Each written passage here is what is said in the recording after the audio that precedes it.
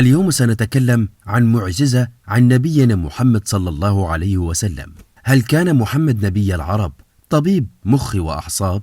لذا نهى عن الضرب على الوجه. أذهل كلام نبينا محمد صلى الله عليه وسلم علماء المخ والأعصاب عندما قال نبينا للصحابة وللعالم كله: لا تضربوا الوجه ولا تقبحوا.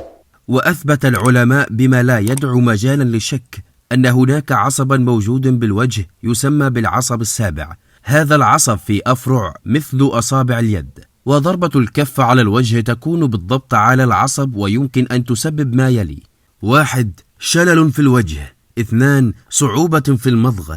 3. صعوبة في البلع. 4. وقد تسبب انعدام حاسة الذوق والشم مع مشاكل في القناة الدمعية. قديما كانوا يظنون أن نهي النبي عن ضرب الأولاد والزوجة أو غيرهم على الوجه سببه أن الوجه هو أشرف الأعضاء، ولكن بعد هذا المستند الدماغي على عظمة بيان النبي الذي لا ينطق الهوى تؤكد أن هناك أسباب كثيرة، وما زال البحث جاريا لإثبات عظمة خاتم الأنبياء والمرسلين، لا سيما الكفار المنكرين للرسول عليه الصلاة والسلام.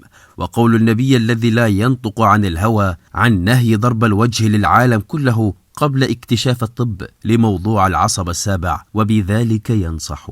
صلي على نبينا محمد صلى الله عليه وسلم، واعمل لايك واشترك في القناة ليصلك كل جديد إن شاء الله. وإلى اللقاء، سنعود بعد قليل.